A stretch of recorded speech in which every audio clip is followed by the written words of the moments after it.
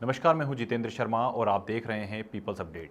शुरुआत करते हैं देश और दुनिया की बड़ी खबरों के साथ, लेकिन सबसे पहले नजर डालते हैं हेडलाइंस पर। 43 साल बाद नॉर्वे पहुंचे भारतीय प्रधानमंत्री। भारत नॉर्डिक समिट में पीएम मोदी ने लिया हिस्सा। देश की पहली बुलेट ट्रेन की पहली झलक, रेलवे ने जारी किया डिजाइन। मुंबई अहमदाबाद के बीच 280 की रफ्तार से दौड़ेगी बुलेट ट्रेन। केरल में सत्ता परिवर्तन, बीडी सतीशन ने ली मुख्यमंत्री पद की शपथ। कांग्रेस अध्यक्ष राहुल गांधी बहन प्रियंका के साथ रहे मौजूद। सड़क पर नमाज को लेकर सीएम योगी सख्त, कहा नमाज पढ़नी है तो शिफ्ट में पढ़िए, नहीं तो अपनाएंगे दूसरा तरीका। बंगाल में महिलाओं को मिलेंगे हर महीने 3,000 रुपए, मुफ्त बस यात्रा का भी ऐलान। कैबिनेट की बैठक में लिया फैसला। प्रधानमंत्री नरेंद्र मोदी का विदेश दौरा इस वक्त अंतर्राष्ट्रीय सुर्खियों में बना हुआ है। 15 से 20 मई तक चले इस दौरे के तहत आज पीएम मोदी नॉर्वे की राजधानी ओस्लो पहुंचे, जहां उन्होंने नॉर्वे के प्रधानमंत्री जोनास गेहर स्टोर से मुलाकात की और भारत नॉर्डिक समिट में हिस्सा लिया। करीब 43 साल बाद किसी भारतीय प्रधानमंत्री ने नॉर्वे का दौरा किया। इससे पहले साल 1983 में तत्कालीन प्रधानमंत्री इंदिरा गांधी नॉर्वे गई थी। एयरपोर्ट पर पीएम मोदी का गर्मजोशी से स्वागत किया गया। इस दौरान भारत में नॉर्वे की राजदूत मै एलिन स्टिनर और नॉर्वे में भारत की राजदूत ग्लोरिया गेंगटे समेत कई वरिष्ठ अधिकारी मौजूद रहे। इस समिट से भारत को नई तकनीक, स्वच्छ ऊर्जा, जलवायु बदलाव से निपटने और दुनिया में मजबूत रिश्ते बनाने में फायदा मिलेगा। भारतीय रेलवे अब रफ्तार के नए दौर में प्रवेश करने जा रहा है। देश की पहली बुलेट ट्रेन की तस्वीर सामने आने के बाद लोगों की उत्सुकता और बढ़ गई है। Mumbai Ahmedabad high speed rail corridor पर चलने वाली यह ट्रेन भारत में हाई स्पीड यात्रा की नई शुरुआत मानी जा रही है।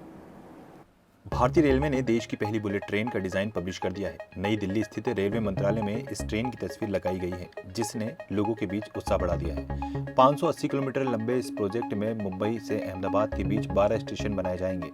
यह बुलेट ट्रेन करीब 280 किलोमीटर प्रति घंटे की रफ्तार से दौड़ेगी, जिसमें सफर का समय काफी कम हो जाएगा। जापानी तकनीक और भारतीय जरूरतों को ध्यान में रखकर तैयार की जा रही इस ट्रेन में विश्व स्तरीय सुरक्षा और आधुनिक सुविधाएं होंगी। रेलवे के अनुसार गुजरात और महाराष्ट्र में कई स्टेशनों पर निर्माण कार्य तेजी से जारी है। अब बात केरल की राजनीति की।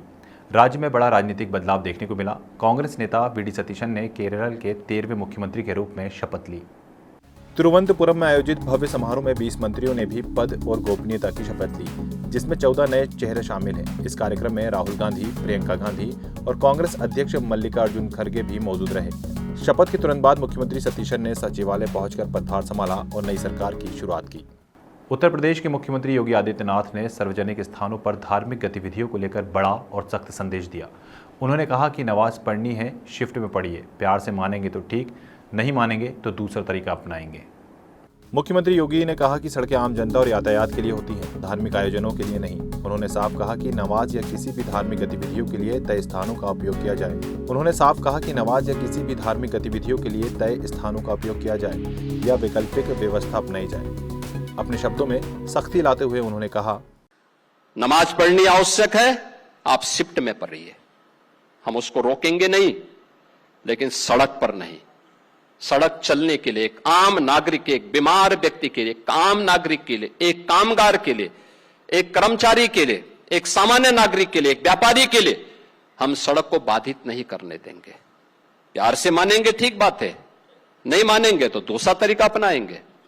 योगी आदित्यनाथ ने दो टूक शब्दों में कहा कि कानून व्यवस्था और जनता की सुविधा से कोई समझौता नहीं किया जाएगा।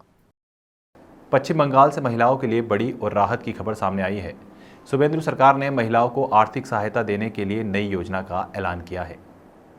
बंगाल कैबिनेट में पास हुई अन्नपूर्णा योजना के तहत पात्र महिलाओं को हर महीने 3,000 रुपए सीधे उनके बैंक खाते में डीबीटी के माध्यम से दिए जाएंगे।